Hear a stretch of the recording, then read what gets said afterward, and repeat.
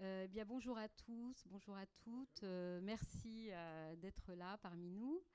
Euh, Alors, pour cette édition 2022, le festival VOVF, avec sa programmatrice Claire Darfeuille, et la BULAC, la Bibliothèque universitaire des langues et civilisations, ont souhaité consacrer à l'Ukraine un espace à travers une exposition de poèmes à découvrir ici, dans le hall du château du Val-Fleury au rez-de-chaussée, et du temps à travers cette rencontre qui nous réunit pour 1h30 de discussion. Nous avons également choisi de réunir ces deux événements sous un intitulé commun, Voix d'Ukraine, voix d'un peuple en lutte, parce qu'il nous a semblé important de donner à découvrir et tenter de rendre plus visible la littérature ukrainienne à travers quelques-uns de ses poètes les plus remarquables, ainsi qu'un écrivain et qu'une écrivaine emblématique de la nouvelle génération littéraire ukrainienne, dont il sera question ici. L'écrivaine, c'est Evgenia Belorussets, et l'écrivain, c'est Seri Jadan. Alors, une exposition et une rencontre autour de l'Ukraine, parce que nous sommes nombreux à avoir réalisé depuis le 24 février que l'on savait peu de choses de l'Ukraine et de sa culture, parce que nous sommes nombreux à avoir pris conscience que l'Ukraine, à travers ses écrivains, était très peu représentée dans l'espace de la traduction et de l'édition en France. Mais l'omniprésence dans les médias de la guerre qui fait rage en Ukraine a malgré tout permis de rendre un peu plus audibles les voix de rares auteurs ukrainiens, que ce soit en librairie, sur Internet ou à travers les réseaux sociaux. Ces voix nous donnent à découvrir une littérature ukrainienne plus vivace que jamais, en ce qu'elle aide nombre d'Ukrainiennes et d'Ukrainiens à lutter en ce moment et à tenir face à l'agresseur.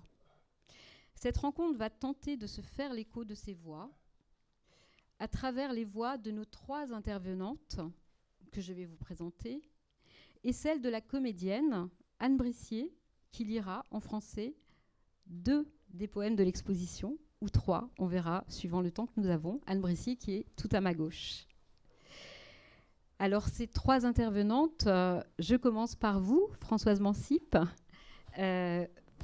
Renaudy. Vous avez commencé par être une lectrice passionnée de contes et de poésie russe. Vous êtes ensuite devenue traductrice du russe et de l'allemand, aussi bien de textes littéraires que de textes politiques. Vous avez notamment traduit chez Kalman Levy Le conseiller du président, un roman de Victor Malguine, publié en 2005, Le bibliothécaire, un roman de Mikhail Elizarov, lauréat du Booker russe, publié en 2010. Vous avez également traduit Viens et vois d'Ales Adamovitch chez Piranha en 2015, qui est un roman sur la Seconde Guerre mondiale et les massacres perpétrés par les Allemands en Biélorussie. Vous avez aussi traduit L'effet Rebinder de l'écrivaine russo-israélienne Elena Minkina Taïcher, j'espère que je prononce bien, et vous venez de traduire avec Olivier Manoni, votre compagnon, qui est le traducteur à l'honneur du festival cette année. C'est pourquoi il n'est pas là avec nous, malheureusement, pour cette table ronde, puisqu'il est occupé. Ah, il est là ? Il est là ? Non, mais il n'est pas là avec nous sur la table ronde, je veux dire. Oui, puisqu'il est occupé ailleurs. Il me semble qu'il y a des joutes de la traduction en ce moment qui se jouent dans une autre salle, et je crois que sa présence était requise. Et voilà, vous venez de traduire avec Olivier Manoni chez Christian Bourgois. Il est 15h30 et nous sommes toujours vivants. Kiev, journal de guerre de l'écrivaine ukrainienne Evgenia Belorussets, dont vous allez nous parler. Ainsi que Chutes heureuses de cette même écrivaine qui est à paraître prochainement. Donc je vais présenter Irina Dmitrichine qui est en train d'arriver, qui doit courir entre la gare et le château du Val-Fleury. Irina Dmitrichine est historienne de formation et l'auteur de nombreuses publications sur la littérature et l'histoire ukrainienne. En tant qu'universitaire, elle est maîtresse de conférences et responsable des études ukrainiennes à l'INALCO à Paris. INALCO avec qui on partage le même bâtiment, Bulac, INALCO, le pôle de langue civilisation, rue des Grands Moulins, dans le 13e à Paris.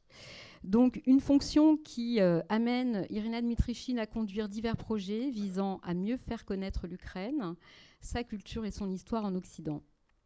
Elle a obtenu cette année le prix Drauman, est-ce que c'est comme ça qu'on prononce ? Le grand prix de la traduction ukrainien. Et elle est en effet la traductrice d'un certain nombre d'auteurs ukrainiens contemporains publiés en France, tels que Siri Jadan, dont elle va nous parler. Et elle a traduit de Siri Jadan Hymne à la jeunesse démocratique, aux héros de la culture des années 90, aux éditions L'Espace d'un instant en 2020. Anarchy in the UKR, je ne sais pas si je prononce bien, suivi de Journal de Louhansk. On peut dire anarchie en Ukraine. Anarchie in the UKR, suivi de Journal de Louhansk aux éditions Noir sur Blanc en 2016. Et Irina Dmitrichine a également traduit La route du Donbass de Siri Jadan aux éditions Noir sur Blanc également en 2013. Et puis elle a également traduit avec Marta Starinska l'anthologie du Donbass chez l'Harmattan en 2018. Et en tant qu'auteur, Irina Dmitrichine a publié, toujours chez l'Harmattan, Le voyage de Monsieur Herriot, un épisode de la Grande Famine en Ukraine en 2018, raconte la vie heureuse, souvenir d'une survivance de la Grande Famine en Ukraine avec Anastasia Lissivets en 2009 et l'Ukraine vue par les écrivains ukrainiens en 2006. Voilà, voilà, en fait, c'est très bien. Irina Dmitrichine arrive, je vous demande de prendre place. Je viens de terminer. Je viens tout juste de terminer votre présentation. Vous tombez à point nommé. Prenez place, en fait, ce siège est pour vous. Eh bien, on est ravis que vous soyez là. Donc, je vais maintenant présenter Irina Sobchenko, qui est tout de suite à ma gauche. Alors, Irina, tu es ma collègue à la Bulac, où tu es chargée de collection pour les domaines ukrainiens et biélorusses. Tu es née à Kiev. Et entre 2007 et 2013, tu enseignes la littérature comparée à l'Université linguistique de Kiev. Puis tu pars à Genève pour travailler sur un projet de recherche sur la littérature suisse, travaux de recherche que tu intègres plus tard dans ta thèse, actuellement en cours, qui porte sur l'écriture minimaliste. En parallèle de ton parcours académique, tu as traduit des textes de fiction et de poésie, du français et de l'italien vers l'ukrainien, ainsi que des essais de philosophie et de critique littéraire. Tu as notamment traduit des textes d'Agota Christophe, de Noël Revaz et de Pietro Aretino, parus dans la revue Pro Story. Et tu as également traduit, last but not least, Le noir est une couleur de Grisildis Réal chez Books 21 en 2016. Voilà. Irina, en fait, je vais te donner la parole pour entamer cette discussion, puisque ce serait bien qu'on commence par parler des poètes ukrainiens et peut-être de l'exposition que vous allez pouvoir découvrir au rez-de-chaussée du château du Val-Fleury. Oui, j'avais envie de te demander quel a été le point de départ de cette exposition. Qu'est-ce qui t'a amené à collecter ces poèmes ? Bonjour, merci d'être aussi nombreux ici dans cette salle. Merci beaucoup Clotilde pour la présentation et je tiens aussi à remercier les organisateurs du festival VOVF pour avoir accueilli ce petit programme ukrainien. En fait, en parlant du point de départ, je peux me situer plus ou moins précisément dans le temps où c'était au cours du premier mois de l'invasion russe, c'était en mars. Et moi, j'ai suivi les actualités, les réseaux sociaux ukrainiens jour et nuit, bien naturel. J'étais en contact avec mes proches et mes amis de tous les coins de l'Ukraine, mais surtout de la région de Kiev et de la ville de Kiev dont je suis originaire. Et la charge psychologique en ce moment était énorme. En même temps, on a cherché tous les moyens pour protéger nos proches, notre pays, nos familles, nos maisons.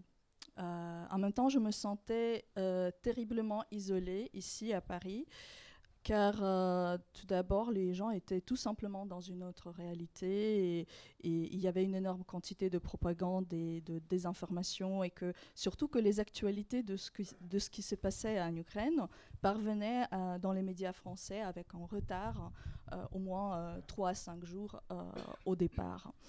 Et en ce moment, je me suis aperçue de la très forte présence des citations de poèmes dans les réseaux sociaux ukrainiens qui, pour mes compatriotes, sont devenus une sorte de langage universel très efficace qui permettait de vivre ensemble ce moment de la détresse et de retrouver le recours, donc la force de l'esprit. Alors j'ai voulu partager ces voix du peuple en lutte, mon peuple, à travers ces poèmes récurrents pour briser un peu ces silences, pour faire entendre ces voix ukrainiennes à travers les traductions françaises. Ainsi, je me suis mise à chercher les traductions. Je suis chargée de collection à la Bulac. On travaille ensemble avec ma collègue Clotilde. Et j'ai trouvé, je me suis construit un corpus des traductions. Il y avait des traductions récentes, certaines traductions datées des années 1970. Et le projet a surtout commencé à prendre forme à partir du moment où le festival VOVF nous a proposé d'organiser un événement consacré à l'Ukraine. Donc 9 poèmes que vous pouvez voir à l'entrée du château. Bien sûr, d'un côté, c'est très peu. Parce que, bon, de l'autre côté, il représente ici le champ, l'ensemble très vaste de la littérature ukrainienne, surtout non traduite et inconnue en français et inconnue pour le public français. Ce n'est pas une sélection de poèmes uniquement, mais surtout une sélection de postures et des destins, des voix qui résonnent à travers des siècles et qui tissent un lien. Donc c'est pour cela qu'on évoque le ruchnik, une serviette traditionnelle brodée ukrainienne qui symbolise un lien en tant que forme de représentation graphique pour ces poèmes. Chaque voix qui est représentée est importante. Sur le plan humain, on peut se reconnaître tous dans ces voix. Je vais vous donner quelques exemples, notamment Lesia Ukrainka, dont le poème est représenté sur un des kimonos. On peut y reconnaître la voix des femmes en temps de guerre, de la résilience psychologique, de la force de l'esprit, de l'espérance. Vassili Stous représente la voix de la dissidence ukrainienne, l'intégrité humaine, la fermeté des principes éthiques devant la machine de déshumanisation. Pavlo Tichin, qui parle de la guerre du peuple contre les envahisseurs pendant la Seconde Guerre mondiale. Mais sa posture est aussi intéressante parce qu'elle dit beaucoup de la censure, de l'autocensure, de la complexité de relations avec le passé et le pouvoir. Alexandre Oles qui représente aussi les voix de ceux qui ont continué de se battre, même en exil, malgré le silence et l'oubli. Et alors, merci Irina. En fait, tu as choisi aussi de réunir ces poèmes, puisque voilà, une exposition, c'est quand même éphémère, dans un livret. Est-ce que tu peux nous expliquer pourquoi et dans quel but ? Le livret que vous pouvez retrouver dans le même espace en fait que à la librairie, juste à gauche de l'entrée. Le livret il reproduit les poèmes et les biographies des auteurs qui sont représentés lors de l'exposition.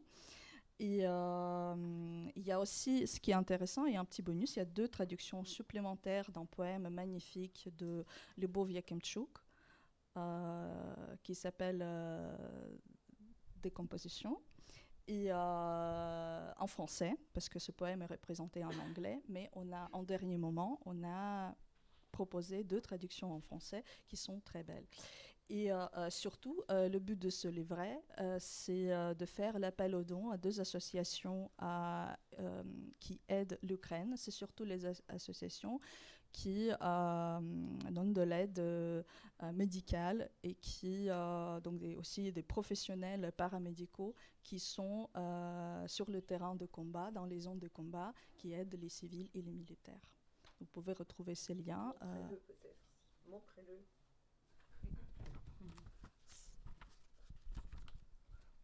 Voilà, mais vous pouvez le retrouver à la librairie. Voilà, c'est un petit livret photocopié, hein, voilà, qui est vendu à prix libre, enfin voilà, donné, distribué, vendu à prix libre, et en tout cas, les bénéfices de cet argent qui sera récolté, voilà, seront restitués à ces associations qu'Irina nous a conseillées et a choisies, ces associations ukrainiennes. Très bien. Vous pouvez aussi, si vous voulez, faire un don vous-même en suivant les liens. Donc là, il y a une page particulière de la deuxième de couverture où les liens à ces 2 associations sont renseignés. Il y a 2 associations. Il y a une association française et une association ukrainienne. Donc, Très bien, merci Irina. Alors, nous vous proposons maintenant, puisqu'on va émailler voilà, cette rencontre de lecture de ces poèmes, enfin on va essayer d'en lire au moins 2 si nous avons le temps.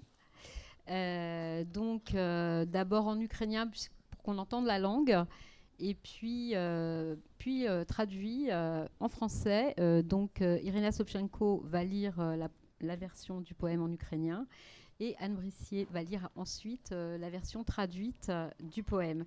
Donc on commence pour le premier poème. Donc c'est un poème de Seri Jadan, dont va nous parler ensuite Irina Dmitrichine. Donc, prends le plus important, prends les lettres. Alors, on t'écoute, Irina, en ukrainien. Сергій Жадан. Візьми лише найважливіше. Візьми листи. Візьми лише те, що зможеш сама нести. Візьми рушники та ікони. Візьми срібні ножі. Візьми дерев'яні розп'яття, золочені муляжі. Візьми хліб і городину, потім іди. Ми ніколи більше не повернемося сюди. Ми ніколи більше не побачимо наші міста. Візьми листи, всі, до останнього злого листа. Нам ніколи не повернутись до наших нічних крамниць. Нам ніколи не пити з сухих криниць. Нам ніколи більше не бачити знайомих облич. Ми з тобою біженці. Нам з тобою бігти крізь ніч. Нам з тобою бігти вздовж соняшникових полів. Нам з тобою тікати від псів, спати поміж волів. Нам збирати воду в долоні, чекаючи в таборах, дратувати драконів на бойових прапорах. Друзі не вернуться, і ти не прийдеш назад. Не буде задимлених кухонь, не буде звичних посад, не буде сонного світла серед нічних осель, не буде зелених долин і заміських пустель. Буде розмазане сонце за плацкартним вікном, буде холерна яма, залита вапном, буде криваве взуття на жіночих ногах, вимучені вартові в прикордонних снігах, підстрелений листоноша з порожнім мішком, підвішений за ребро священник із безжурним смішком, цвинтарна тиша, гамір комендатур, списки загиблих, друковані без коректур. Такі безкінечні, що навіть часу не стає шукати в них щоранку ім'я своє. C'est un poème. Il est écrit en 2014, ce poème. Prends le plus important, prends les lettres. Prends seulement ce que tu peux mettre dans tes mains, les rouchniks, les icônes, les couteaux argentés. Prends les crucifix en bois et les moulages dorés. Prends le pain, quelques légumes, puis va. Nous ne reviendrons plus jamais là.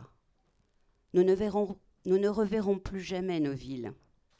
Prends les lettres, toutes, jusqu'à la dernière, la plus vile. Nous ne reviendrons jamais dans nos supermarchés. Nous ne boirons plus aux sources asséchées. Nous ne verrons plus les visages familiers. Nous sommes, toi et moi, des réfugiés. Il nous faudra courir à travers la nuit et les tournesols, fuir les chiens, dormir parmi les bêtes, à même le sol. Nous devrons recueillir l'eau des pluies, attendre dans les camps, provoquer les dragons sur les drapeaux dans les champs. Les amis ne reviendront pas. Tu n'emprunteras plus ce sentier. Il n'y aura plus de cuisines enfumées, ni de travail coutumier. Il n'y aura plus de lumière dans les pièces délaissées, plus de plaines vertes, ni d'espaces désertés. Il y aura un soleil flou derrière la vitre du wagon chaud. Il y aura une fosse de choléra recouverte de chaux. Il y aura des souliers de sang sur des jambes féminines, des sentinelles exténuées au bord de l'abîme, un postier tué et son sac vide, un prêtre pendu sous les rires perfides, le silence des cimetières, le bruit des commendatours, les listes des morts imprimées sans vérifier l'écriture, si longues que l'on n'a pas le temps de chercher chaque matin son nom là-dedans. Merci Anne, merci Irina.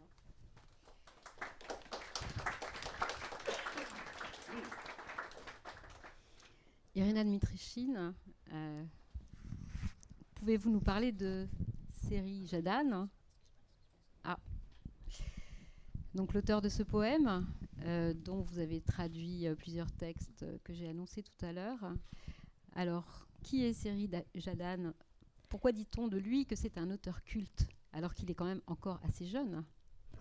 Je pense que c'est cela, c'est le fait que ça fait 15 ans ou 20 ans qu'on vit avec lui, on le voit évoluer et on voit comment elle mûrit, comment elle mature et c'est quelqu'un qui accompagne véritablement le pays, son histoire et qui a cette capacité d'être toujours à un tournant et représenter le pays, défendre le pays et en devenir en quelque sorte le porte-drapeau, le porte-parole. Seri Jadane est relativement jeune, effectivement, il est né en 1974. Il vient de l'est de l'Ukraine, dans cette région de Luhansk qui est aujourd'hui occupée. Il commence à entrer achève ses études, fait ses études supérieures et entre dans la vie littéraire vraiment à l'orée de l'indépendance. Et il est d'abord ce bad boy avec cette poésie de révolte, avec ses romans drôlatiques, car il faut préciser que c'est à la fois un écrivain et un poète. Le débat peut être long pour dire est-ce qu'il est meilleur poète qu'écrivain. Je trouve que c'est un excellent poète, mais c'est aussi un excellent romancier. Donc on ne peut sans doute pas dissocier ces deux cordes à son arc, sachant qu'il y en a d'autres. C'est aussi un excellent traducteur, notamment de l'allemand et de l'anglais, puisqu'il a traduit Bukowski, mais aussi Paul Celan. Donc il est germanophone et anglophone. C'est aussi un dramaturge, puisqu'il a déjà écrit plusieurs pièces de théâtre qui ont un immense succès en Ukraine, mais c'est aussi un chanteur puisqu'il a son groupe de rock qui s'appelait d'abord Les Chiens dans l'espace, aujourd'hui il s'appelle juste Jadane et les Chiens et tout le monde comprend de quoi il s'agit et donc c'est un groupe de rock qui au départ chantait, et je pense exclusivement aujourd'hui quand même ou principalement chante les textes de Jadane, soit ses propres textes, soit ses traductions.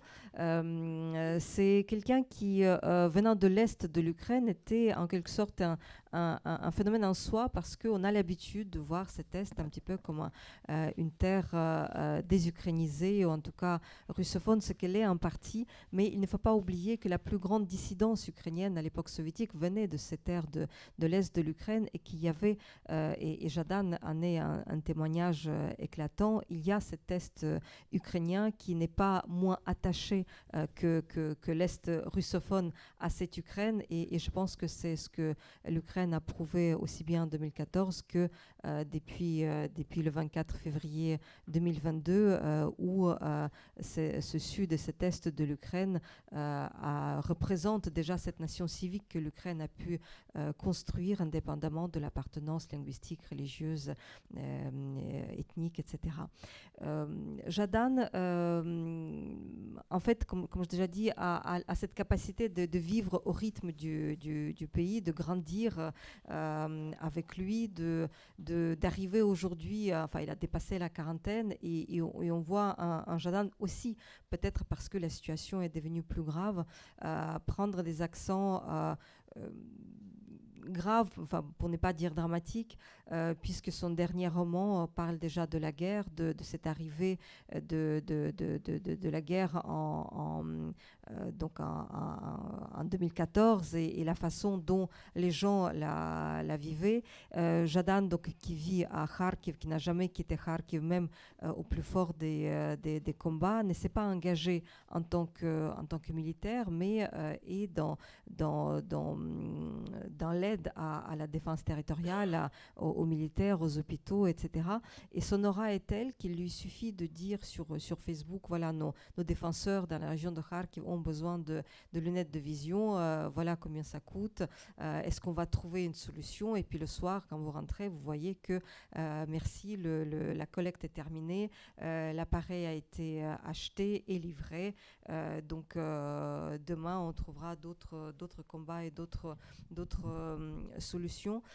C'est quelqu'un qui depuis peu fait des concerts, notamment à l'étranger. Il a fait une tournée européenne entre la Pologne, l'Allemagne, l'Italie, pour justement collecter les fonds pour différents projets. Ça peut être l'armée ukrainienne, ça peut être la défense ou l'aide aux personnes qui ont été touchées à Kharkiv. Dieu sait que Kharkiv est aujourd'hui partiellement détruite. Il y a aussi bien des logements que l'infrastructure, l'université, les écoles qui ont été touchées.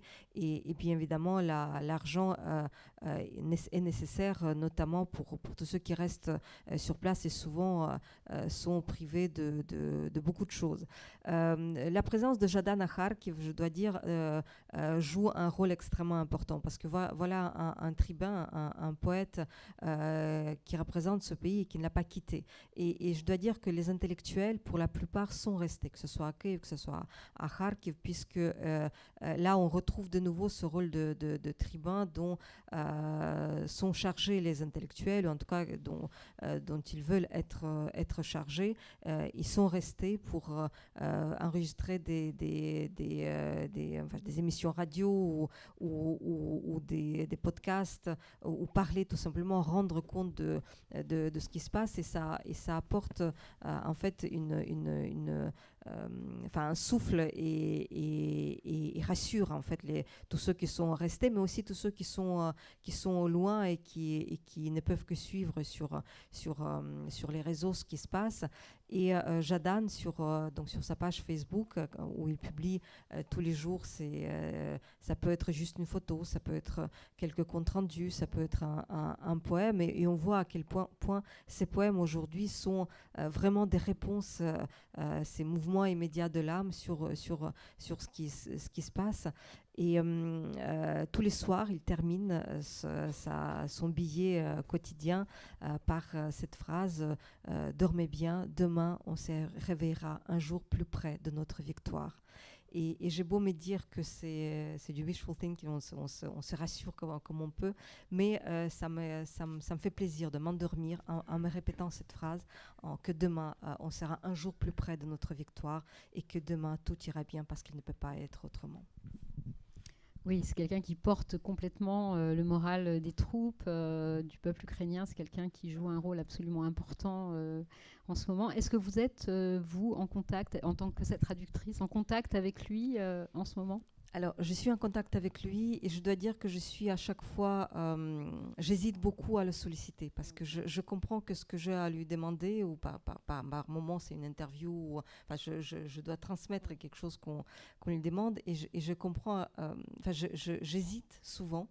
Parce que je mesure le décalage qu'il y a entre la demande ou je ne sais pas, une telle ou telle conférence et ce qui se passe là-bas. Et donc, à un moment donné, je lui ai demandé, je ne veux pas te déranger, mais dis-moi, qu'est-ce que tu préfères? Il m'a dit, tu m'écris, si je ne peux pas te répondre, je ne te répondrai pas. Mais effectivement, je vais à l'essentiel. Et donc il répond pratiquement tout de suite. Donc, ça veut dire que quand il est devant son ordinateur, c'est une phrase qu'il va répondre. Et pour le reste, effectivement, je parviens à suivre ses mouvements grâce à sa page Facebook et autres. Et c'est vrai que c'est quelqu'un qui encore une fois est une petite goutte de cet océan. Et c'est là où on prend vraiment la mesure que les Ukrainiens aujourd'hui, en Ukraine comme à l'étranger, chacun fait ce qu'il peut, là où il peut, avec les moyens dont il dispose. Et donc, on n'a pas demandé qu'est-ce qu'on doit faire, où on doit courir. Chacun se prend en main et prend en charge et s'occupe de ce qu'il fait le mieux pour contribuer à cette victoire et à ce combat. Et c'est peut-être ça la force du peuple ukrainien, c'est qu'étant un peuple sans État, le pouvoir a toujours été soit un pouvoir ennemi, soit hostile. Et donc les gens ont développé cette capacité d'auto-organisation horizontale où on s'organise et on n'attend rien d'en haut. C'est-à-dire qu'on n'attend pas qu'on donne des ordres, on prend l'initiative et on tisse le réseau. Et c'est cette organisation horizontale qui aujourd'hui montre donc ce maillage et la victoire ukrainienne, la cohésion du peuple ukrainien, que ce soit au front, que ce soit à l'arrière, elle est due à cette auto-organisation et à cette capacité de se prendre en charge sans attendre qu'on donne des ordres, que quelqu'un indique dans quelle direction aller. Oui, oui, et c'est exactement ce qu'on observe et c'est ce qui force l'admiration pour ceux qui sont extérieurs. C'est de se dire comment c'est possible, cette efficacité comme ça dans l'auto-organisation. Et c'est vrai que là, vous donnez une explication. Oui, alors Jadane, c'est vraiment un soutien pour vous tous. Et alors moi, j'ai envie de vous demander comment vous avez été amené à traduire en fait l'œuvre de Jadane. Est-ce que c'est vous qui avez fait la démarche? Comment ça s'est passé? Alors, la démarche était longue. Jadane est un auteur qui est très très apprécié en Pologne et qui était très tôt découvert en Allemagne.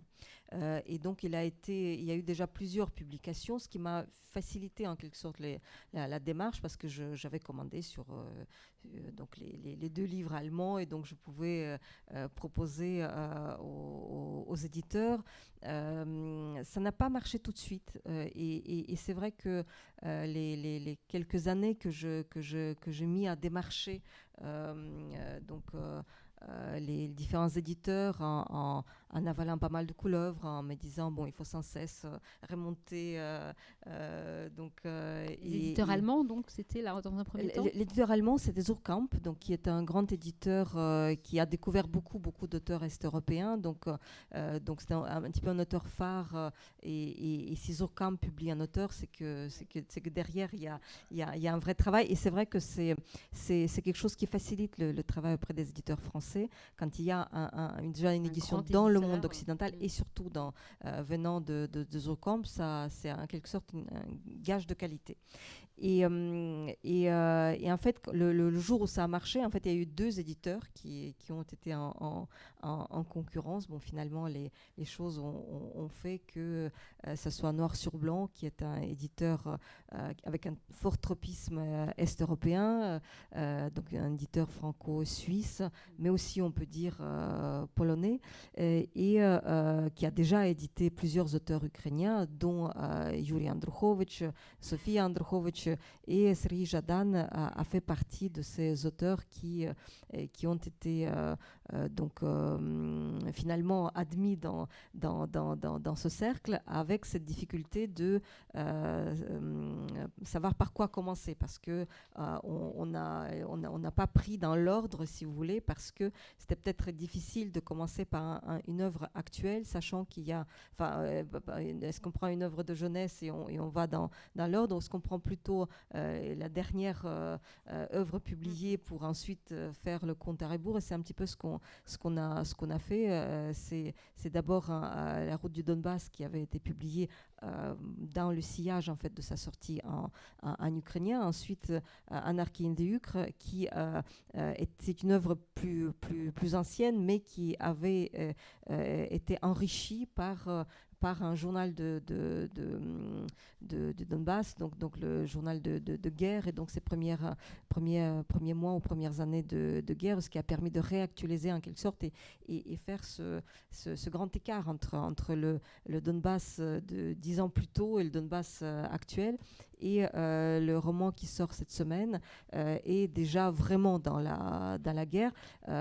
Donc on est quand même au tout début, donc on est en 2014-2015, mais on est déjà un train de retard parce que depuis le 24 février, c'est une autre guerre qui a commencé. Et donc je sais que Zhadan travaille plutôt sur les textes courts actuellement ou les poèmes. Le roman demande quand même un temps plus long, une respiration plus longue. Je ne sais pas s'il a la disponibilité d'esprit de le faire et de temps, tout simplement. Est-ce qu'il dispose suffisamment de temps pour l'écrire en ce moment. Sans doute le roman viendra un peu plus tard, mais je pense qu'aujourd'hui il partage son énergie, sa force, et entre l'activité pour le front et pour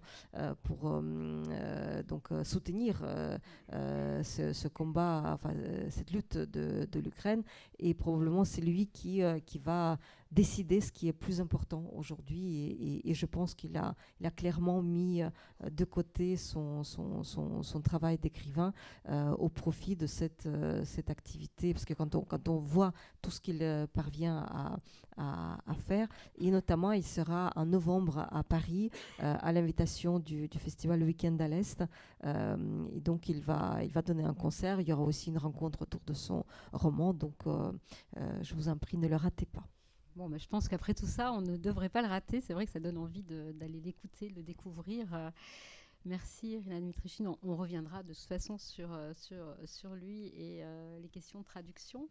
Je vais maintenant donner la parole à Françoise Mancy-Prenaudy, pour aborder l'autre grande figure de la jeune génération littéraire actuelle ukrainienne, qui est Evgenia Belorussets, dont vous avez traduit le texte. Il est 15h30 et nous sommes toujours vivants, avec Olivier Manoni, qui vient de paraître chez Bourgois. Mais en fait, avant ça, je pense qu'on va pouvoir faire entendre un peu la voix d'Evgenia, qu'on avait espéré inviter, et puis les circonstances étant ce qu'elles sont, c'était un peu compliqué. Mais en tout cas, vous lui aviez écrit il y a quelque temps, et il se trouve qu'elle vous a répondu. C'était pas simple, on pensait qu'on n'aurait pas sa réponse, et elle est tombée hier soir. Donc vous avez reçu un mail hier soir. Irina l'a traduit dans la soirée, et donc on est en mesure de vous lire, de vous faire entendre la voix d'Evgenia Belorussets maintenant, aujourd'hui, pour la rencontre, puisqu'elle sait qu'on est là, qu'on est réunis pour parler d'elle aujourd'hui, et on avait envie d'entendre sa voix. Donc on vous laisse, je vous donne la parole. Donc, je viens de recevoir, vous m'entendez là? Oui. Je viens de recevoir la réponse de Yevgenia juste avant la séance d'aujourd'hui, avant notre rencontre, traduite par Irina. Je vous interromps, excusez-moi. Oui, c'est vrai que On l'a reçue hier soir tard et que, en fait, je l'ai appris à Françoise, en fait, tout à l'heure, en fait. Voilà, donc Françoise a découvert la réponse il y a 30 minutes. Simplement, je vais vous la lire, mais j'aimerais dire deux Bien petites sûr. choses avant sur moi-même. Je ne m'intitule pas traductrice de l'allemand. D'accord. Voilà. Désolée d'avoir... Il se trouve que j'ai traduit ce texte avec mon époux, que nous y reviendrons.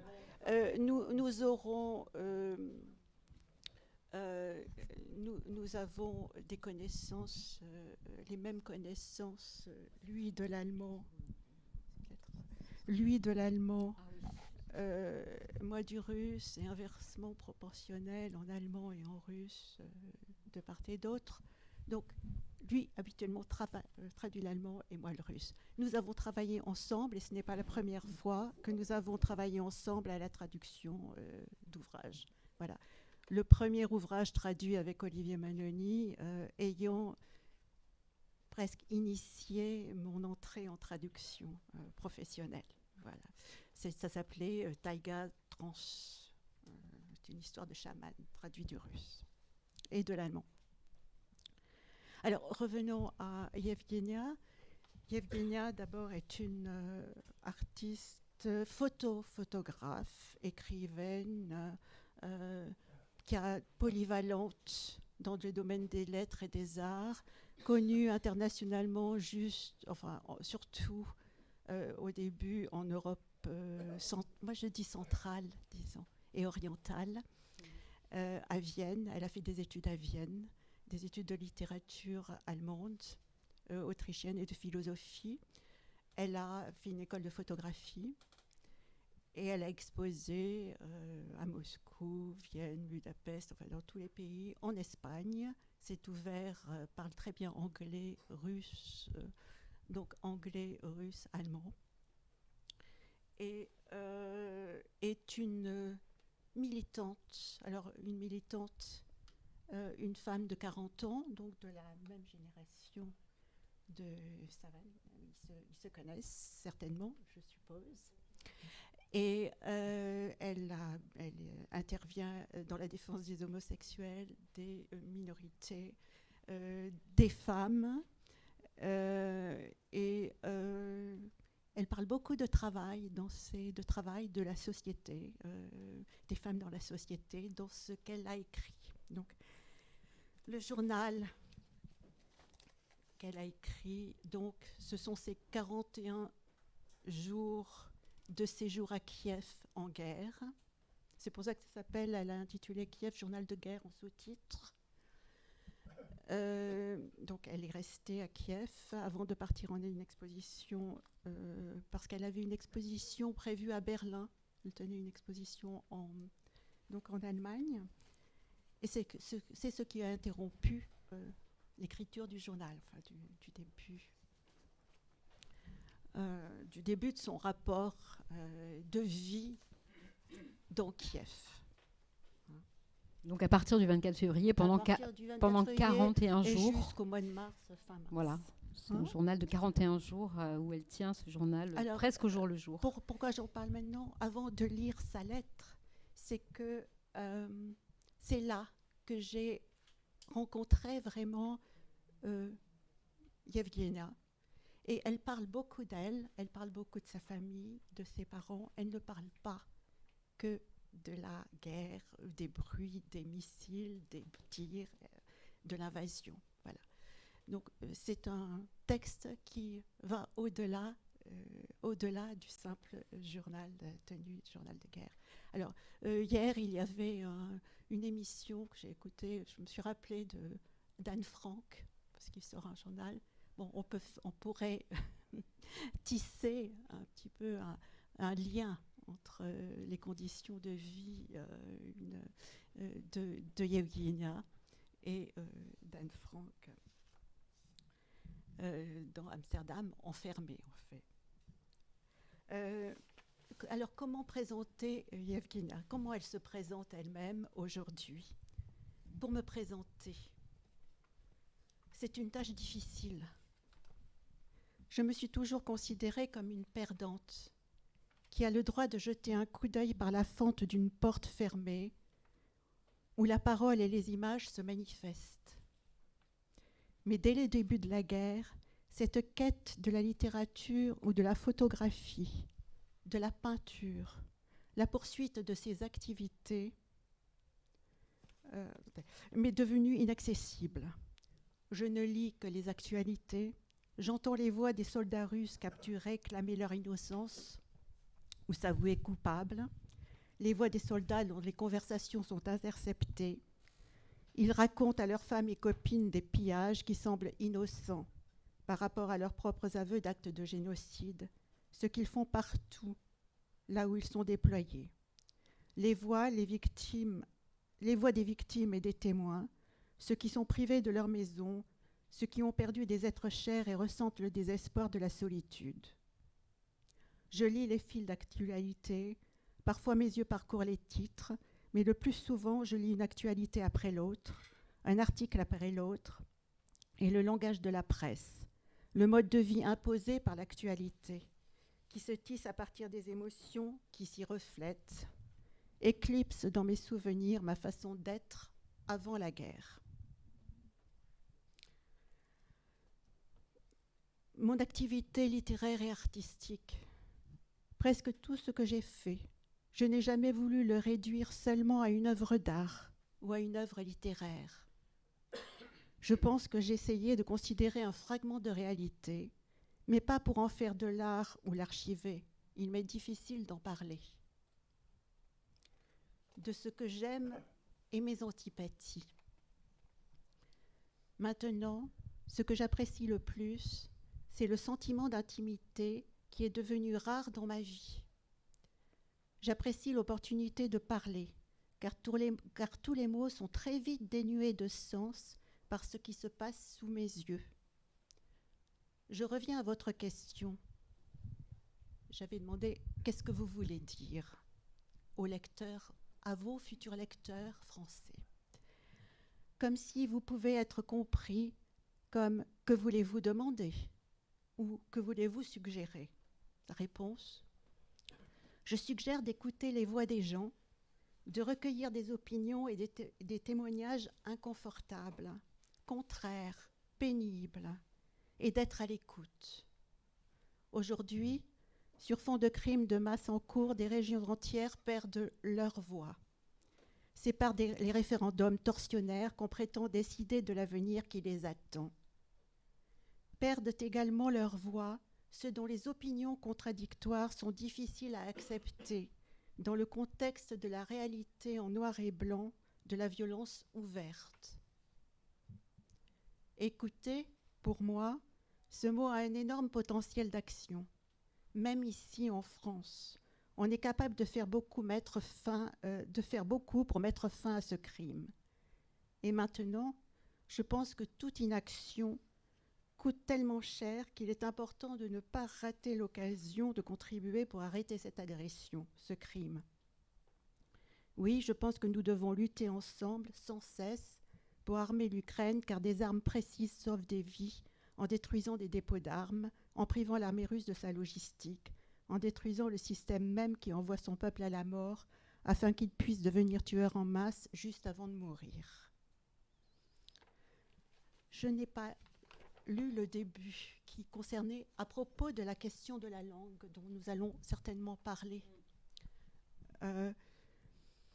Aujourd'hui, seule la langue ukrainienne semble adaptée, en italique, enfin souligné, car avec une justesse, une souplesse, une douceur et une humanité incroyables qui la caractérisent, elle peut parler de la guerre sans véhiculer les clichés de la propagande russe.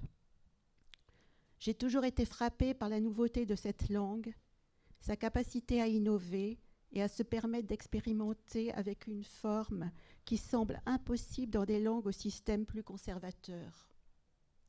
Et pourtant, j'écris maintenant dans la langue de mon enfance, dans une langue que je veux me réapproprier et préserver dans souligner la version ukrainienne de la langue russe.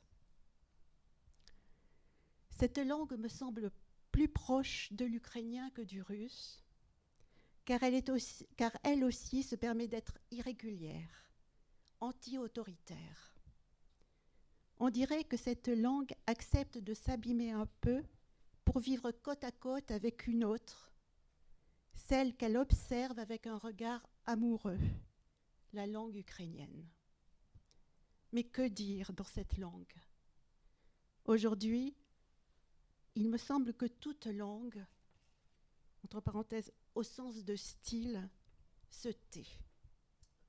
Se tait. Oui. Voilà. Merci Françoise d'avoir lu. D'avoir lu le texte d'Evguenian. On a la chance d'avoir comme ça sa parole, c'est comme si elle était là. Vous vouliez ajouter Non, je voulais simplement dire que je remercie Irina de m'avoir mâché le travail.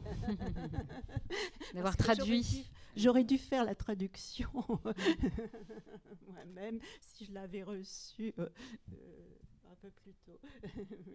Merci en tout cas. Bon, en tout cas, on peut dire que Evguenia est vraiment complètement dans la même intention, état d'esprit, puisqu'elle parle de voix, elle parle d'écoute. Et c'était également ta démarche par rapport à ces poèmes. Oui, effectivement, je voudrais juste ajouter que, en fait, oui, on a reçu sa réponse hier, et elle est entre Kiev, où elle a sa famille, ses proches, et entre Europe, et peut-être on pourra l'inviter aussi à Paris vers la fin de l'année ou l'année prochaine, qui sait. J'aimerais bien qu'elle vienne ici. Oui, bien sûr qu'on va essayer de l'inviter. À VOVF ou à la Bulac, c'est certain, dès qu'elle pourra se déplacer. Oui, elle a donné sa réponse en russe et on a traduit en français. Merci. Et je pense que j'ai traduit alors ce livre Chute heureuse qui est à paraître, et je dirais traduit du russe, je dirais comme pour tous mes autres auteurs, comme beaucoup, en particulier Yelizaov, qui est du Donbass et qui a écrit qui a écrit son livre en russe, mais aussi, je pense, vous avez énoncé les titres de livres tels que celui écrit par Minkina Teicher, qui est une israélienne, une auteure israélienne d'origine russe. Je dois dire que pour moi, à chaque fois que m'a été demandé de traduire un livre en russe, en disant c'est du russe, oui, je reconnais le russe, mais c'est à chaque fois le livre écrit par une voix, par une écriture, par un auteur. Si je lis du russe, mais ça peut être, c'était très clair pour Irina Minkina-Teicher, c'était du russe parlé par quelqu'un qui avait vécu, qui avait lu, qui s'était cultivé en Israël, qui parlait hébreu. Et ce n'est pas le russe, c'est à chaque fois un russe d'auteur, de personne, une langue d'une personne. Là, j'aime beaucoup la version ukrainienne de la langue russe. Oui, je reconnais le russe, mais je sais, en tant que traductrice, que c'est un russe, c'est toujours un russe personnel. Donc il peut être ukrainien, il peut être teinté d'Ukraine, c'est pas un russe, oui, c'est pas le russe, ce n'est même pas le russe de Mikhail Bulgakov qui a écrit, ce n'est plus le russe de Mikhail, qui était pourtant ukrainien, et qui a écrit, je pense, de très grands romans consacrés à l'Ukraine, et pas seulement, et qui vivait à Saint-Pétersbourg. Voilà.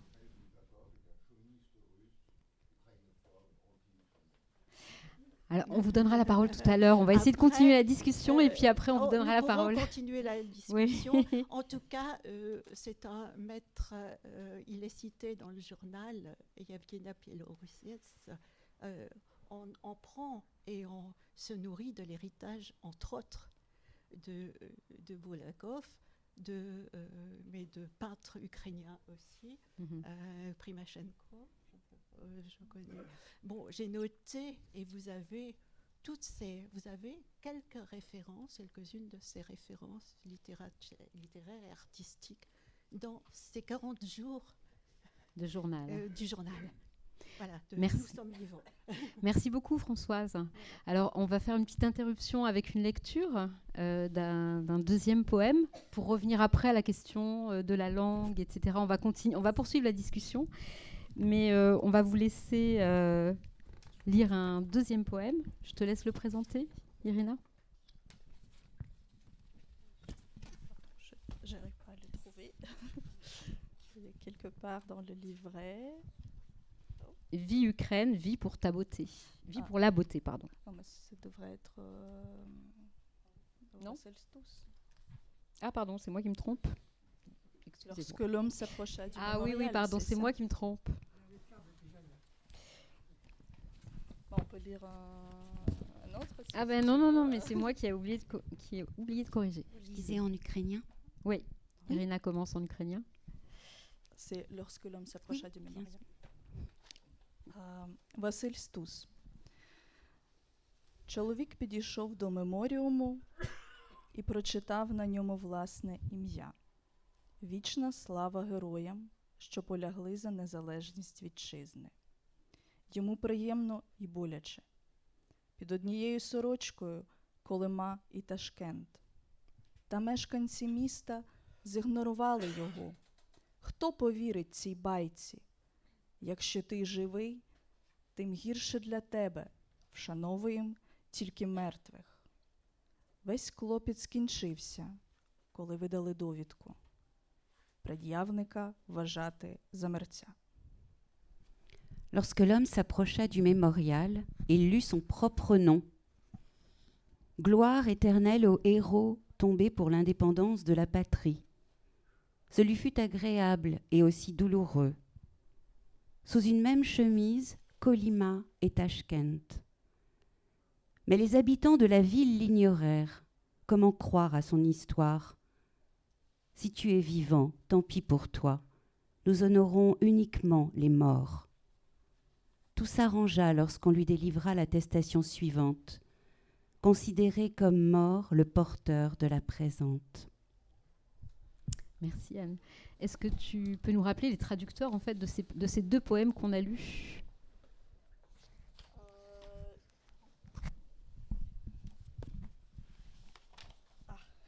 Je me suis perdue dans le livret. Donc les traducteurs du dernier poème qu'on a lu, c'est Olесь Masliouk et Anne Renaud, qui est présent ici dans cette salle aujourd'hui, Olесь Masliouk. Et les traducteurs du poème de Jadan, c'est Irina Dmitrichine et Marta Sterinska. Merci Irina. Donc on va poursuivre sur la question de la langue ukrainienne. Alors Irina Dmitrichine, je vous ai entendu parler à France Culture au micro de Guillaume Erner, vraiment d'une façon passionnante. Vous avez fait un rapide historique de la langue ukrainienne qui permettait de comprendre de façon absolument limpide toutes ces questions qu'on se pose, nous, de façon très confuse, en fait, français, voilà, quand on ne s'est pas particulièrement intéressé à cette région, à cette langue, à cette culture. Et en fait, vous aviez réussi un petit peu à retracer comme ça les différentes périodes, forcément, qui collent avec l'histoire du territoire, du pays, l'histoire géopolitique, et qui permettent de mieux comprendre en fait comment cette langue a pu soit s'épanouir ou au contraire être plutôt brimée et discriminée.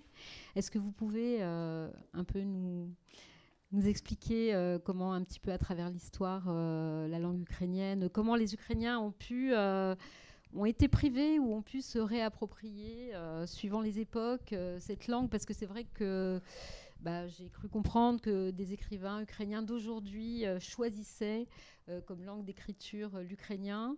Voilà, donc ça veut dire que avant, c'était pas... Bon, on connaît, en France, Kourkov, c'est peut-être L'arbre qui cache la forêt, l'auteur le plus connu. Bon, il écrit sauf erreur de ma part, en russe. Donc c'est vrai qu'on a du mal à comprendre en fait la relation des Ukrainiens à leur langue et voilà les interactions entre le russe et l'ukrainien. Est-ce que vous pouvez essayer de nous aider à comprendre mieux Alors, cette avec relation? la perte de l'indépendance politique au XVIIIe siècle, l'Ukraine a été stoppée en quelque sorte dans son développement. Les langues ukrainiennes cessent d'être une langue d'administration, une langue d'élite, etc. et passent en quelque sorte dans l'usage privé. Et ce n'est qu'au XIXe siècle que les lettrés commencent à vouloir faire renaître cette langue, à s'intéresser à la culture ukrainienne, au folklore ukrainien notamment. Et donc, il faut vraiment voir l'Ukraine comme un pays d'Europe centrale, comme les Tchèques, par exemple, un pays qui avait été, un peuple qui a été dominé par un autre peuple. Donc l'Ukraine a été partagée entre deux empires, l'Empire austro-hongrois et l'Empire russe, qui possédait la majeure partie de l'Ukraine et qui menait en fait une politique de russification et d'uniformisation sur l'ensemble de son territoire. Et la langue ukrainienne, à ce titre, avait été empêchée dans son développement, c'est-à-dire que dès qu'il y a eu, tant que les exercices ukrainiens, tant que les chercheurs se contentaient de collecter le folklore, à écrire un petit peu à leurs heures perdues, ça allait encore. Dès que cette langue a commencé à manifester des revendications politiques, c'est-à-dire à travers cette langue, on commençait à voir poindre les revendications politiques, le pouvoir russe a réagi de manière extrêmement violente en interdisant cette langue. Et donc, à partir de la deuxième moitié du XIXe siècle, l'ukrainien est interdit non seulement d'enseignement, mais aussi de publication. Et donc, de nouveau, la langue passe dans une sphère privée ou dans quelque chose qui peut coûter à celui qui la défend, qui peut coûter cher à celui qui essaie d'écrire en cette langue, ou le choix, si vous voulez, ce qui se présentait à tous les écrivains de cette terre ukrainienne, était soit de rester dans l'anonymat et dans les persécutions et avoir une vie difficile, comme Taras Shevchenko, le véritable symbole de l'Ukraine, ou bien comme Nicolas Gogol, qui décide, pour des raisons d'ambition personnelle, etc., étant aussi un représentant d'une petite élite ukrainienne, d'aller à Saint-Pétersbourg et d'écrire en russe et de connaître la gloire universelle que nous lui connaissons aujourd'hui. Donc, à partir de cette deuxième moitié du XIXe siècle, écrire en ukrainien était déjà un manifeste politique, était déjà un cri de ralliement. La situation a brièvement changé au XXe siècle, lorsqu'il y a eu déjà donc ces luttes ukrainiennes pour l'indépendance, lorsque sur les ruines de l'Empire russe et l'Empire austro-hongrois, l'Ukraine a essayé et n'a pas réussi malheureusement à construire son État-nation. Elle retombe dans le glacis soviétique, mais les 10 premières années de l'existence soviétique, pour faire adhérer les Ukrainiens au projet bolchevique, Lénine, ensuite Staline, mène une politique de faveur à l'égard des langues nationales, pas que de la langue ukrainienne, mais de toutes les langues, en prenant le contre-pied de la politique russificatrice tsariste. Et donc, c'est les 10 années qui vont en gros entre les années 26, 27 et 37, alors encore que l'année 33 était déjà un gros coup. L'année 33, c'est la grande famine, le Holodomor. Pendant 10 ans, la langue ukrainienne a quand même été soutenue, a pu se développer, et on parle de cette période comme de la renaissance fusillée, puisqu'il a été stoppé en 37 de manière très nette.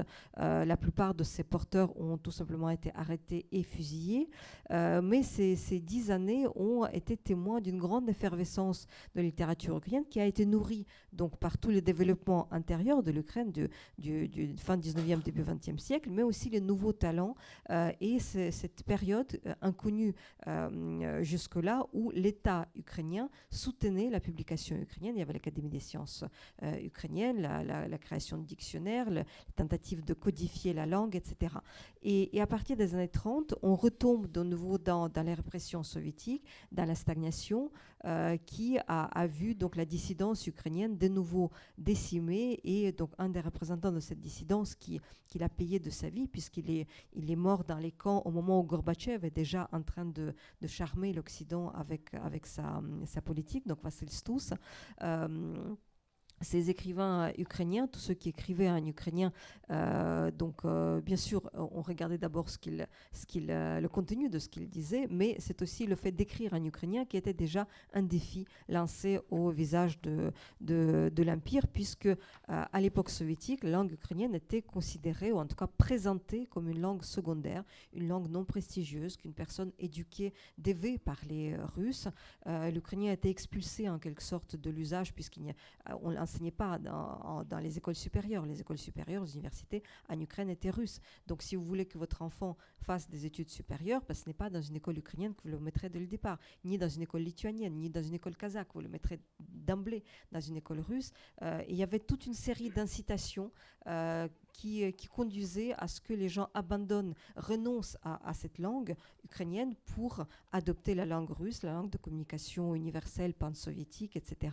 Ce qui fait que quand on arrive au moment de l'indépendance, les grandes régions de l'Est et du Sud de l'Ukraine, il n'y a pas d'école ukrainienne pratiquement dans les grandes villes, et ce n'est que durant ces 30 ans d'indépendance qu'on a essayé de rétablir, de rééquilibrer la situation en essayant de promouvoir l'ukrainien et de lui redonner la place qu'une langue doit avoir dans son propre pays. Et je dois dire que l'attaque russe, l'attaque de Poutine qui consistait à intervenir à la défense de la langue russe, en fait, a eu l'effet totalement inverse. Aujourd'hui, le mouvement vers l'ukrainisation spontanée, ferme, le rejet de cette langue russe est manifeste à tous les niveaux, et donc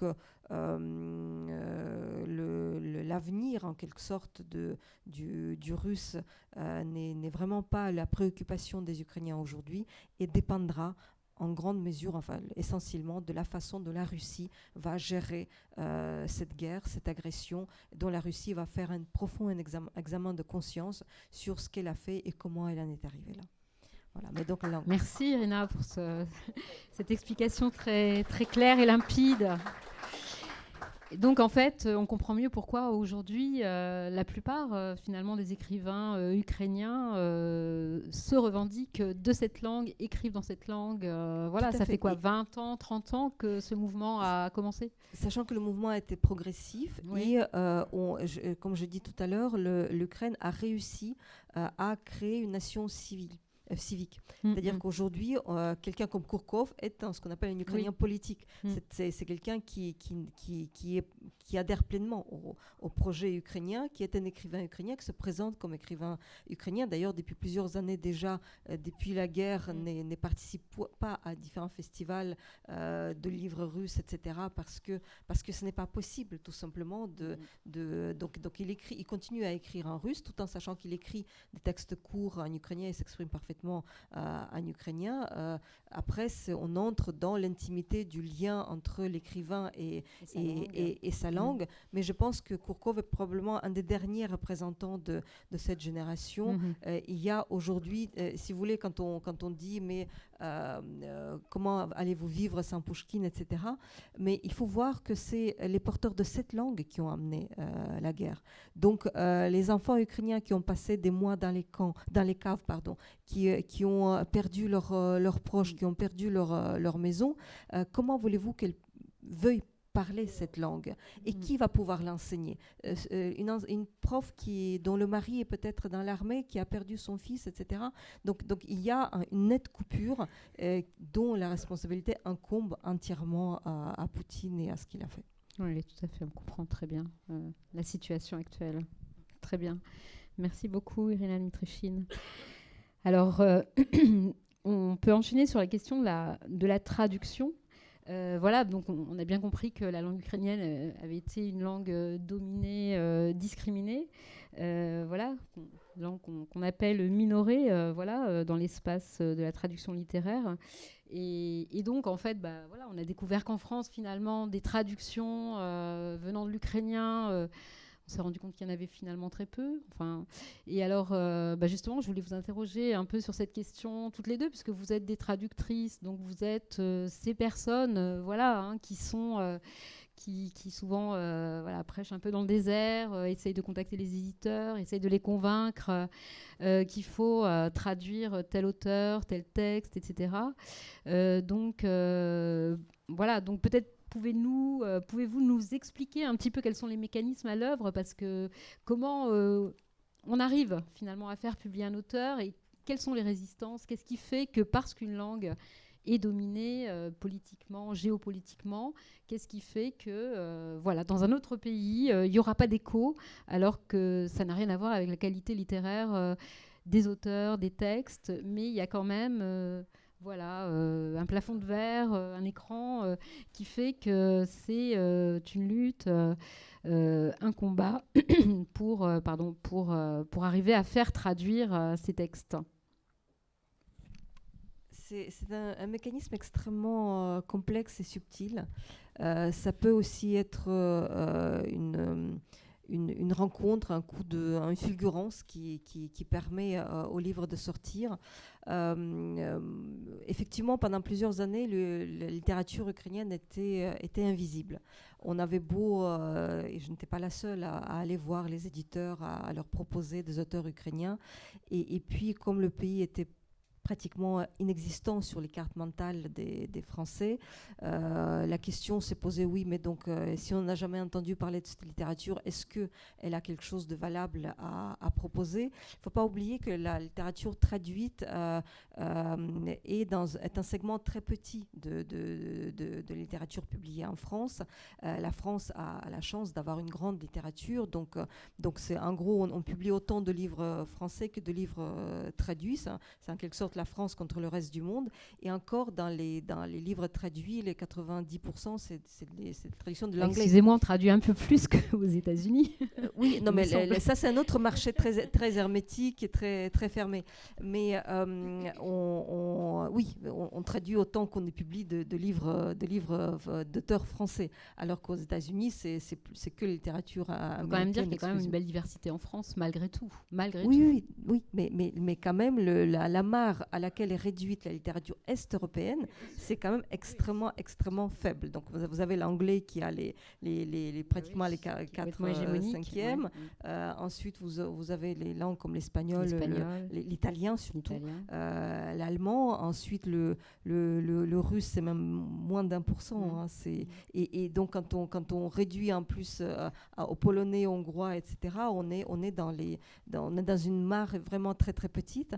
Et donc, après, c'est quand même une alchimie très, très fine où l'éditeur prend beaucoup de risques, décide d'éditer tel ou tel auteur, parce que quand il reçoit un manuscrit d'un auteur français, il peut tout de suite juger sur pièce si c'est intéressant, si ça vaut la peine ou pas.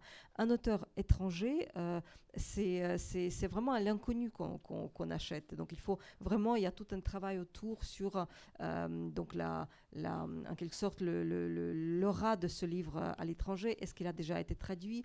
Est-ce qu'il y a suffisamment de critiques? Est-ce qu'il y a d'autres personnes qui ont parlé déjà de ce livre? Et ensuite, c'est vraiment un inconnu. Donc même sur un échantillon qu'on vous demande à traduire, et quand vous réussissez à capter l'attention de l'éditeur, il y a toujours cette hésitation et qui parfois n'est pas arbitrée. Et je comprends parfaitement. Quand j'apportais un auteur ukrainien, l'éditeur français n'avait absolument aucune obligation de prendre un auteur ukrainien. Il avait un auteur brésilien, il avait un auteur algérien, il avait un auteur, je ne sais pas, burkinabé. Il avait le choix. Et je suis contente et en même temps, je regrette beaucoup qu'il ait fallu attendre cette guerre cette terrible actualité pour qu'on découvre la lettre ukrainienne.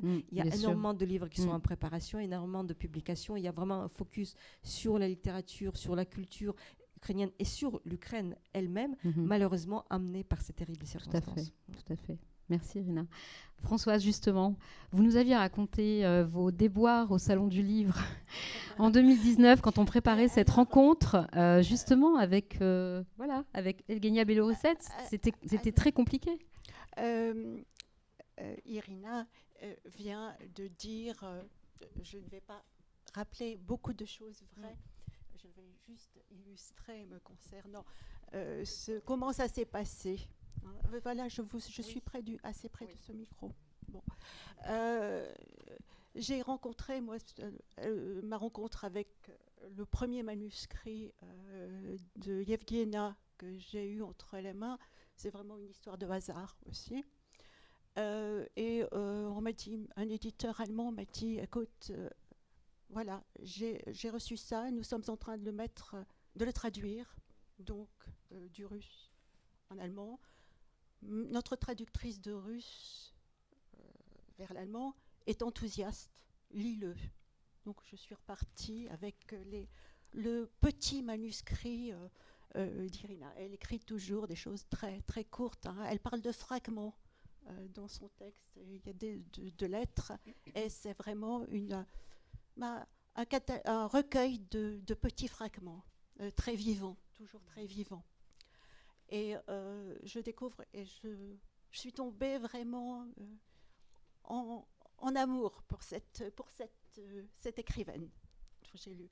Alors, ce style heurté, irrégulier, comme un fleuve d'Europe centrale, hein, vraiment, elle s'en va dans des phrases et puis tout d'un coup c'est très court. Elle parle de la réalité, elle va vers les sommets, elle part dans des rêves, des songes, des fantasmagories, elle le dit elle-même dans un autre texte. Donc, bref, je tombe en arrêt et je me dis, voilà, le Salon du Livre est là. En 2019. Je vais porter avec mon petit porte-document, je vais aller voir les éditeurs. Et une seule question se posait, ce qui revient, fait écho au propos d'Irina, à qui, quand vous avez un manuscrit, qui va être le plus à même, le plus intéressé?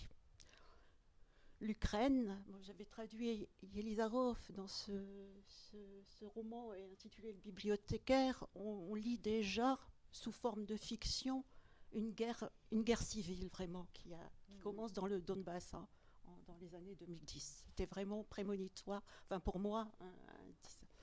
Je me dis, qui va s'intéresser à ça? Yelizarov n'a pas eu vraiment de retenue d'attention, même prix de Booker russe, n'a pas alerté. Et je me dis, c'est une jeune femme, 40 ans, militante. Je vais aller voir, y compris les maisons d'édition, les éditeurs qui éditent des auteurs féminins de forte personnalité. Il y a eu un écrit qui s'est intitulé « Femme puissante ». Enfin, voilà, c'est une femme puissante, je vais l'intituler, je n'avais pas le mot, mais bon, d'Europe centrale, je dis Ukraine. Et j'ai vu, je pense que j'ai fait le tour de pratiquement, je ne dis pas tous les éditeurs du Salon du Livre, parce que ça aurait été au-dessus de mes forces, mais d'une 50aine de maisons. Et j'ai réalisé qu'on était très, très heureux que les événements, la guerre 14-15, Maïdan, des suites, que l'Ukraine soit disons, apaisée pour nous. Qui nous situons loin. Vu d'ici, oui. Vu d'ici, vu de Paris. Quand j'ai dit c'est une auteure ukrainienne, je me dis ukrainien. On n'a pas traduit, on a déjà un auteur ukrainien, je crois que l'éditeur d'ailleurs du nom de celui dont vous citiez de Kourkov. L'éditeur de Kourkov, déjà, j'ai déjà un auteur ukrainien. Je dis, mais elle écrit en russe. Alors là, ça se gâte. Un auteur ukrainien qui écrit en russe, je dis, c'est une femme. C'est une femme et une belle personne, vraiment. Bon, écoutez, on va réfléchir. Vous nous écrivez, vous nous faites une note de lecture. Voilà. Donc, j'y suis arrivée. Ça fait finalement, j'ai mis 4 années voilà. pour être sollicité pour traduire ce premier texte. Et c'est les événements en Ukraine qui ont précipité, avec la parution de son journal dans le Spiegel, malheureusement, oui. qui a précipité les événements. Voilà. Merci beaucoup Françoise. Bah voilà, en fait, ce témoignage illustre tout à fait ce que vous venez de dire, Irina Dmitrichine. Bon, alors on a un peu dépassé le temps, il nous reste à peine 2 minutes, c'est terrible, en fait, pour donner la parole au public, mais en tout cas, je vous rassure, normalement, on a prévu à 15h30 un petit vernissage symbolique de l'exposition, donc Irina Sobchenko vous donne rendez-vous juste après la rencontre au rez-de-chaussée, au départ de l'exposition. Elle vous dira 2-3 choses sur l'exposition de poèmes et vous pourrez lui poser quelques questions. Alors uniquement pour 30 minutes, puisqu'à 16h, elle démarre son atelier sur la langue ukrainienne dans la salle Saint-Rémy. Donc vous pourrez la suivre et continuer à écouter et discuter avec Irina et puis nos intervenantes qui peuvent aussi descendre au rez-de-chaussée. Alors, monsieur. Une toute petite question, 2 toutes petites questions. La première, c'est par rapport à ce que vous venez de dire qui est important, c'est-à-dire que la dimension guerre civile, on n'en parle plus du tout. Or, c'était un événement important au départ. Donc vous dites la dimension guerre civile, on n'en parle plus du tout, c'est ça? Plus sous l'angle de guerre civile. Le deuxième point, c'est vous parlez d'Anne Frank à Kiev. Mais il ne faut pas oublier, est-ce qu'il y a eu toute une réflexion, un petit peu comme ont eu d'autres peuples, par rapport à ce qui s'est passé pendant la Seconde Guerre mondiale, où à Lemberg vivent, ce n'était pas la même chose qu'à Kiev ou Kiev. Il y a actuellement un documentaire remarquable qui a été fait par un Ukrainien qui s'appelle Babiyar The Context, qui est vraiment que je vous conseille de voir parce que c'est très important comme oui, c'est l'Osnitsa. Par rapport à ce qui s'est passé. Non, mais tous les Ukrainiens le connaissent. C'est important parce qu'il y a cette dimension aussi qui est, je renvoie aussi au livre de Philippe Sands, Lemberg, Le Retour, qui est un livre remarquable également. Donc il faut avoir ces dimensions. Bien sûr. Alors, on préférait parler un petit peu plutôt de littérature et de questions de poésie, de poétique. Parce que ça aussi, c'est politique, plutôt que de géopolitique. Oui, bien sûr. Oui. Très bien. Merci, monsieur, pour votre intervention. Juste un petit mot. Yevgenia fait référence à la Seconde Guerre mondiale et aux événements. Je suis sûre, je n'ai pas vu qu'elle parle de Babillard, mais il y a ça en fond, c'est sûr. C'est intégré à sa pensée, à ses réflexions et à son expression, même son écriture. Je crois qu'elle en tient compte, que c'est en elle aussi. Il va falloir qu'on lise les auteurs ukrainiens. Voilà, il faut lire Yevgenia, vraiment. Je veux juste ajouter une petite réplique, un petit détail, réponse par rapport au film de Loznitsa que vous avez évoqué. En fait, c'est un film certes qui est digne d'être vu, mais il faut aussi connaître le contexte ukrainien, il faut connaître la littérature ukrainienne, et quand on dit la littérature ukrainienne, on parle de toutes les ethnies, de toutes les ethnicités qui font partie de cette littérature. Et aujourd'hui, comme M. Loznitsa affirme qu'il n'y a aucun travail historique qui n'a été fait, c'est quand même, bon, je pourrais dire, c'est même pas une exagération, ça ne correspond pas à la réalité. Parce que tant dans la littérature que au niveau de recherche, il y a 2 centres mémoriels de Baben Yar qui s'occupe de cette tragédie où plusieurs juifs ukrainiens et roms ont été tués pendant la Seconde Guerre mondiale. Et il y a une poète, Mariana Kianovska, qui vient de sortir son recueil de poèmes absolument incroyable et poignant qui s'appelle les voix de Baben Yar. Il est traduit en anglais, j'espère qu'il va être bientôt traduit en français. Donc il y a vraiment le territoire du mémoire collectif qui est encore à récupérer et retrouver. Merci Irina pour cette rectification. Écoutez, on est obligé d'arrêter là. Vous allez poursuivre la discussion au rez-de-chaussée du Val-Fleury, parce qu'il faut qu'on libère la salle, on est vraiment désolé. Moi, j'avais d'autres questions à proposer, à poser. On avait encore plein de choses à dire, mais voilà, désolé. Merci beaucoup.